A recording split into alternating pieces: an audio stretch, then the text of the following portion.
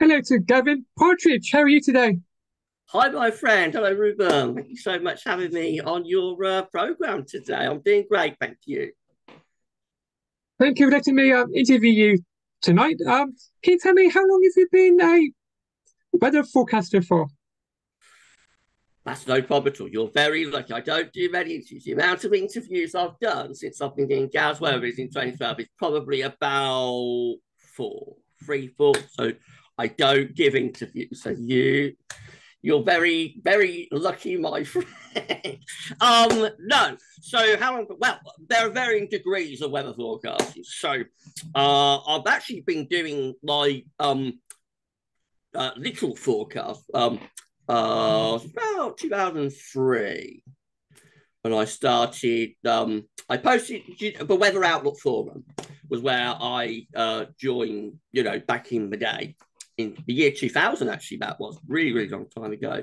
And on there, I started doing so. The very first thing that I did, the very first thing that started everything off, was the week ahead forecast, actually, which is what I do on a Saturday. Still do that now, as a video and like a written thing. But it started on the Weather Outlook in 2003. So I had like 3 years on the forum and just as a general forum member.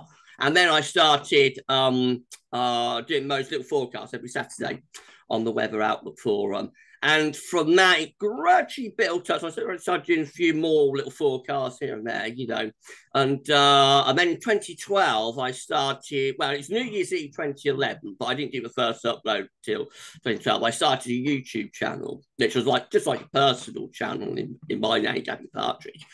And from that, it just gradually progressed. I started doing more videos. I wasn't sure whether I'd be able to do it because it's out of my comfort zone. I was, some people wouldn't know, but I was a very, very, very shy person. I am still quite shy, but of course I've come out of my box a lot, doing what I do.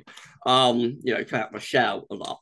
And so I didn't know whether I'd be able to do it, and I wasn't very good when I started in 2012 doing these little videos on YouTube. But I must have had something, because I gradually started to improve a little bit and get a little bit better over time. And then I started a website, gavsweathervids.com, which is an absolutely terrible name. If I were doing it now, I would call it something like the Weather View, with like a double meaning. But I was just messing about. I didn't know that it was going to become a job or a career. So I started gavsweathervids.com, where I would embed the videos to, and do written forecasts and a blog and that kind of thing. And it just gradually developed. I mean, in 2014, I created a Gavs Weathervids YouTube channel to go so I have like the website and the YouTube channel together, because the original YouTube channel was Gavin Partridge. It was a personal channel really. So that's how it developed. It just gradually, organically built up. So I never had a plan, but I mean, I do sort of 4 or 5 videos a day sometimes now. So it is a full-time job really, but the amount of revenue that I get from like the live streams that I do and the channel membership on the YouTube channel and all of that, it pays. It's not a huge amount of money, but it pays for me to be able to do that as a full-time sort of job. And it was never planned like that, and it's just the way that the thing developed over time. So I'm so lucky, so privileged to be able to do what I love, which is the weather. And I've loved that all my life. I'm able to do that as a job. I'm very, very, very, very privileged and very lucky. And what got you into the weather? Well, I suppose I've got to give my age away now, haven't I? So I'm 45. So doing the math, that works out that I was born in 1977, which means that my younger childhood, the most informative years, coincides with like the early to middle 1980s. And in the early to middle 1980s, there was a run of very cold Cold winters. weather. Yeah. So there was 1981, 82. There was 84, 85, 85, 86, 86, 87. You know, one after another of these freezing cold, snowy winters and that. And I would watch the weather. I mean, I can remember watching the weather in. There was a very cold December in 1981, a freezing cold, so December in 1981. I can remember, probably about 4 then, watching BBC weather forecast with my dad in the evening. My dad was a builder. He's passed away now. He passed in 2016. He owned his own building company, you know. So obviously, weather is always important for what you're going to be able to do the next day if you're working outdoors and that. So he would watch the weather in the evening, and I would watch it with him to see whether it was going to snow. So that's one of the earliest memories I have, you know, of me and my dad actually watching weather together, which is very sweet, you know, very nice memory. And I think that's where it started, you know, with those very cold winters. But of course, the thing with that was I got a false impression of what the British weather is, you know. So when after the cold winters, there was a run of 3 exceptionally mild winters, which was 87, 88, 88, 89, 89, 90. And I can tell you about the first one of those brought me down to earth with a crash. And, you know, I realised then, oh, well, actually, British weather isn't typically very cold and snowy winter after winter. And actually what we had gone through in that period, which sort of actually started at the end of the 1970s, but it was almost like 10 years of unusually cold winters from about 76, 77 to 86, 87. Actually, it was an abnormal period, really, for our climate. You know, it was a deviation. The winters that we then got to at the end of the 1980s were actually more typical. But despite that, the love remained, you know, the love for the weather remained. I've got the bug by then. So that's where it started. And I just gradually learned more. You know, I used to watch BBC weather forecasts. They used to do, I don't know if they still do it, but they used to do a 5-minute forecast called Weather View every night on BBC Two at 5 to midnight. It would be later at weekends, but it was normally 5 to midnight. And as I got a little bit older, so as I got into my teens, then I was able to stay up later on my little portable black and white telly with, you know, with the aerial, but you had to swivel around to try and get a reception and that. So I started watching that, and that will go in depth. Of course, with BBC forecast, then they always show synoptic charts anyway. So they don't do as much now. But even like on the shorter forecast, 6:30 or whatever, they would still show the synoptic weather maps and that then. So, but the weather view that they did every night at 5 to midnight on BBC, that went in depth into things. So that's where I started learning more. And then, of course, in 2000, the internet revolution came along. By then, I was sort of 22, 23.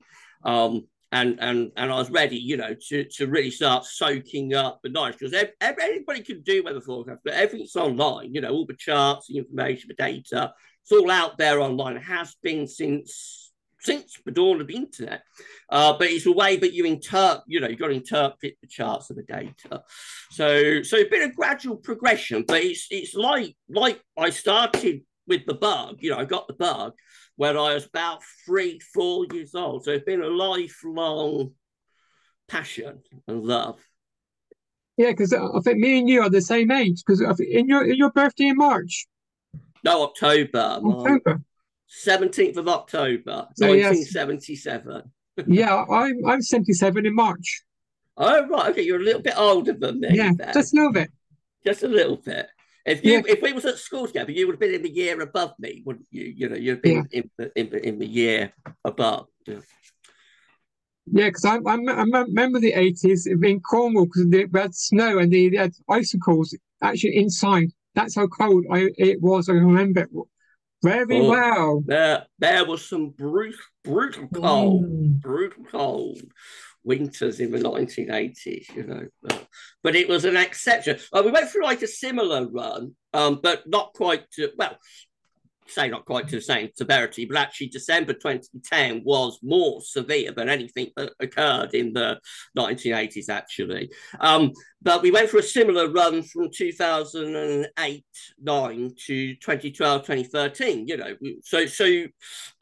And at that point, it'd been so long since we'd had a run of very cold winters. I was wondering whether it was possible, you know, whether it could still happen. But it proved that from 0809 to 1213, it proved, you know, that it was then still possible. So we wait now, you know, we wait to see if and when we get another run of very cold, you know, winters that are a deviation and you know are not the norm, are not typical, but they do tend to come in clusters like that. It's quite interesting. Another run would be in the 1960s. You know, 1960s had a lot of cold winters, which the climax of that climax. what am I doing? Calm yourself down, Gav. Calm yourself.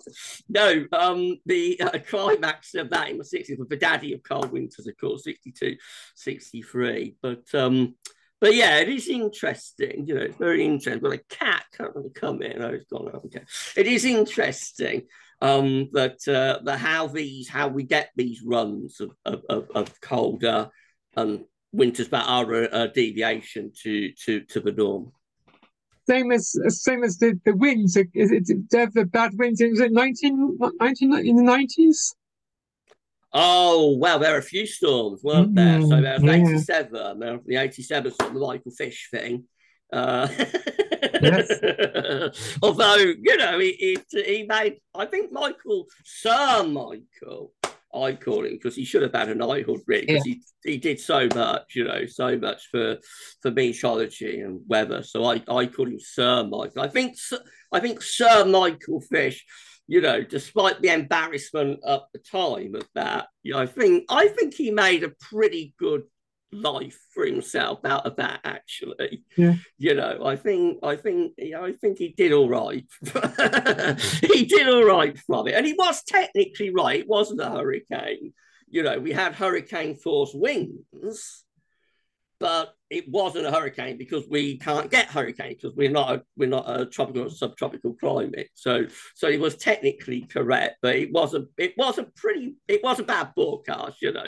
But then these things happen. So there was that one, 1987. There was another big one. Indoor fans, we wasn't too bad in 87, actually. Just to give a glancing break. You know, Silverstone, you know, where the racing is, and Coast, right in the very south of the county. They got it a bit rough down there, but basically gave Northampton a glancing blow. So we was all right in 87.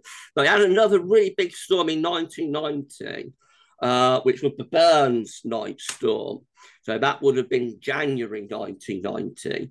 And that was really bad here, actually. That's much worse than the 87 storm.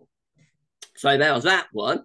And yeah, there were quite a few in the 1990s. The 1990s, you know, was a much warmer decade for winters. And typically, if it's warmer, you know, it's going to be wetter and it's going to be windier. So when it's cold, it will tend to be cold and dry. I'm generalizing now, of course. There are always exceptions to the rule. Like December 2010 was cold and wet, you know, cold and very snowy, but that was an exception. Generally, if it's cold, it's quite dry. And if it's mild, it's quite wet. So in the 1990s, we had quite a lot of mild winters. There were a few colder ones in as well, but generally it was a decade of mild winters. And many of those winters were wet and windy and stormy. So there were lots of storms in the 1990s. Yeah, so it's interesting, isn't it, how the weather goes in these blocks. You know, warm and wet winters might last for a decade, with one or two exceptions, you know. And then you might get a run of 4 or 5 very cold winters, but a lot drier and less stormier. But of course, that is the deviation. But warmer, wetter winters, they are the, you know, that's the British climate are prevailing west-south westerlies. So they will always come back, you know, however long the run of the colder winters goes on, for eventually you'll go back to the milder winters. I got a love and hate relationship with thunder and lightning. Oh, So right. Okay. um, I quite like the lightning, but I hate the thunder. So why is it so hard to predict? Thunderstorms. Yeah, Thunderstorms. I actually do. There are two things that are very difficult to predict, I find. The two hardest elements. One is snow, because most of the time, unless it's really cold, most of the time snow will be marginal. So it will be like rain, sleet, turning to snow, or it will be snow maintained to sleet and rain. So that's always quite difficult to forecast for. And the other one that's quite difficult is thunderstorms. That is actually the one that I struggle with the most, to be honest. I'm not sure why it is, why that is for our country, but thunderstorms seem to be very difficult to predict. But generally, I mean, we can get, like the huge supercell thunderstorms that you will find in America or in Europe when the weather breaks there. So those supercell thunderstorms, they can stretch over hundreds of miles. Generally, our thunderstorms tend to be much smaller and much more localized. Again, I'm generalizing with this, of course, but generally the storms in our country tend to be a lot smaller, a lot more localized. And with that, the various is topography. Is that a word? Topography. The outline of where somebody's living. For instance, where I'm in a village called Longbuckby in Northamptonshire. I don't mind giving my location away because everybody knows where I am, hence the takeaway. But I had to live unexpectedly on my live stream a couple of years ago. But where I live, it's almost like in a valley. The village is kind of like in a valley. And very often you'll be able to see the storms going around the edge of that. So we often miss the thunderstorms. They'll kind of go round the valley and then off from that. So they'll go from like Daventry to Rugby in a diagonally, envisage it, and sort of go round my village. And there's a lot of that, there's a lot of that goes on with these smaller localized storms. Because if you've got a supercell that's stretching over hundreds of miles, then everybody is going to get it. But we tend to have our storms that are a lot smaller, a lot more localized, a lot more regional.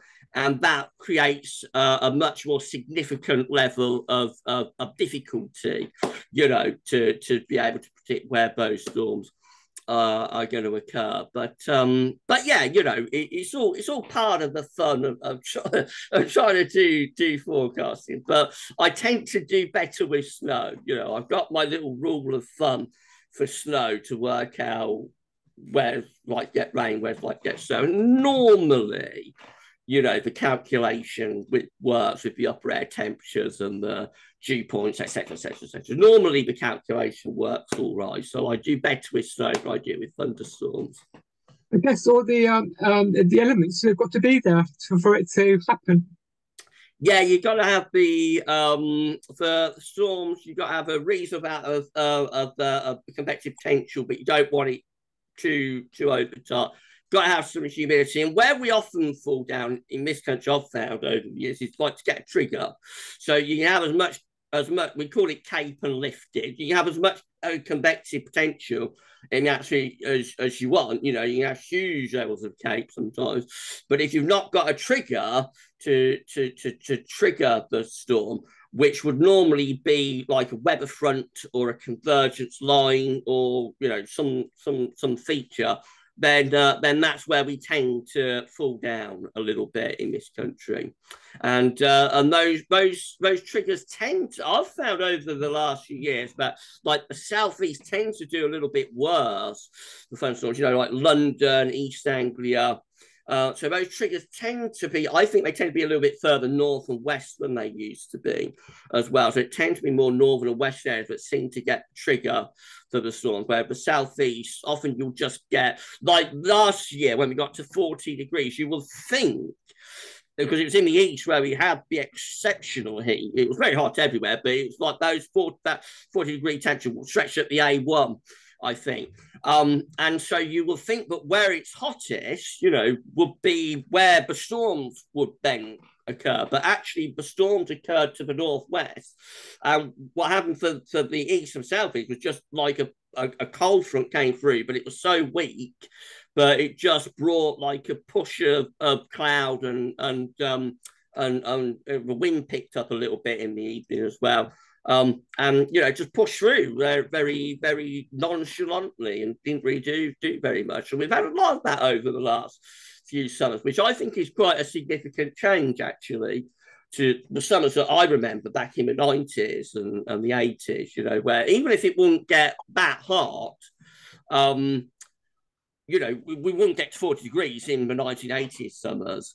So you get temperatures perhaps about 30. Back in the 1980s, if we got a temperature of 30 degrees, it was quite a significant thing to get to 30 degrees in the 1980s summer.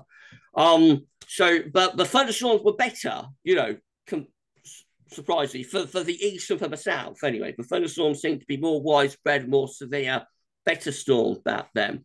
So there have been quite significant changes, actually, I think, with wave thunderstorms to work out. The other thing that I think as well, with the modern summers, where we get these very intense heat spikes, so we haven't had one yet for this summer, but like last summer, for example, I think the air is coming from further south now. So that's why it gets so extreme with the temperature. So we used to call these sort of what we call heat spikes now, are basically Spanish plumes, but they're Spanish plumes on steroids.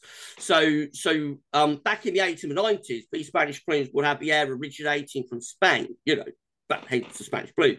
Now the air is originating from Africa. It's originating from the Sahara. It's originating from those areas, Libya, Algeria, Morocco, North Africa.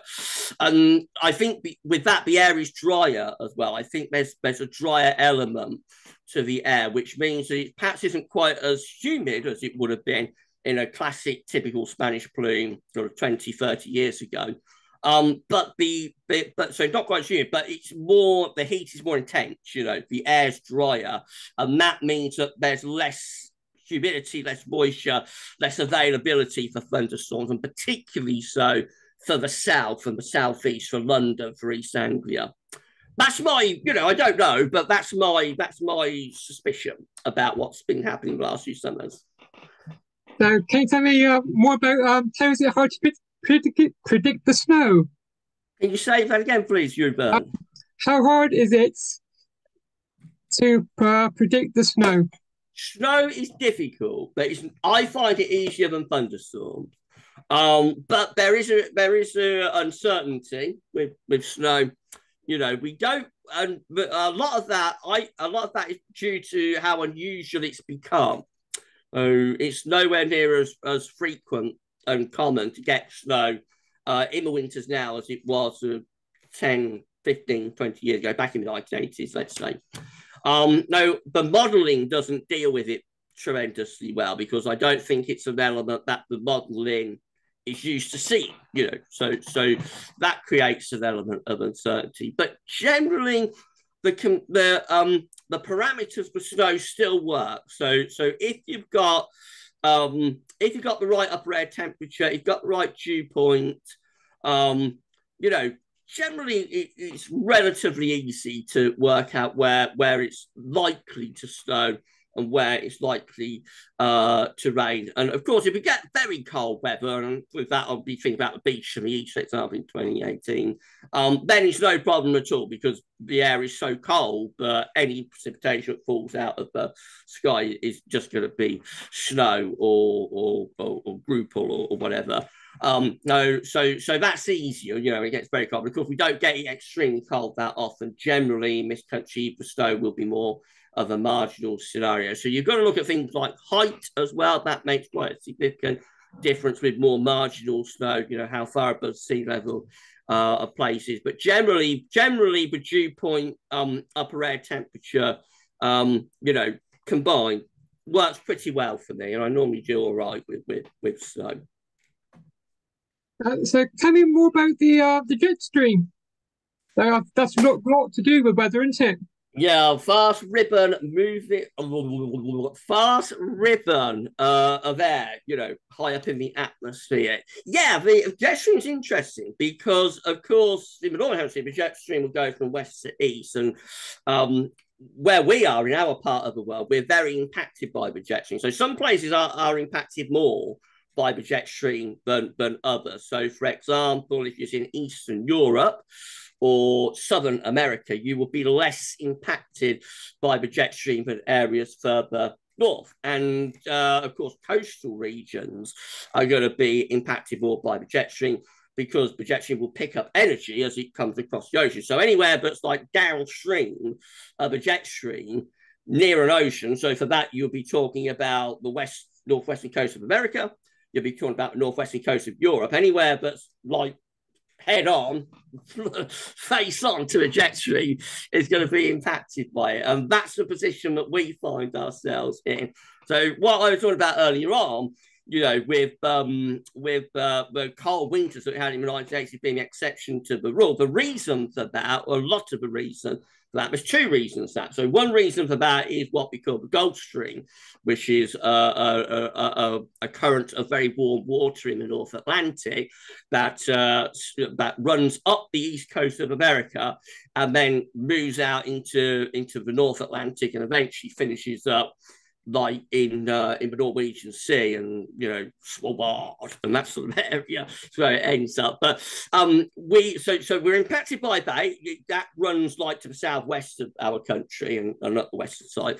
We're impacted by the Gulf Stream. And the other factor is the jet stream. We have both of those elements combined. And that's the reason that what I said about the cold winters that we had in the 80s being an exception to the rule, and actually the mild winter at the end of the 80s being more typical. The reason for that is the jet stream combined with the Gulf Stream. So the jet stream is always a very important factor. But when we go through those colder winters, you will find that the jet stream becomes more wavy. So the jet stream, so normally the jet stream is flat and goes from west to east, of course, and goes in quite a straight run. But you can get kinks and bends in the jet stream, what we call meridionality. I hope I'm not boring people with all of this, but you can get meridionality to the jet stream, where instead of going straight, it does something a little bit like that. So we call those where the jet stream rises up, we call that a ridge, and where the jet stream dips, we call that a trough. So if you find yourself under a trough, which is typically what will happen when we have a cold winter, we'll be stuck under a cold trough with a blocking ridge, probably somewhere near Greenland. Then that's when we get the colder weather in this country. And the same is true in summer. So this summer at the moment, the early part of the summer, we started off under a ridge, with a very weakened jet stream. The jet stream has invigorated a little bit as we've gone into this July. The ridges tended to go to the Greenland area. We have got some northern blocking this July, and we found ourselves under a trough, over northern and west Europe, and so that's the reason that the pattern changed from June to July. We found ourselves under low pressure and cool, unsettled weather.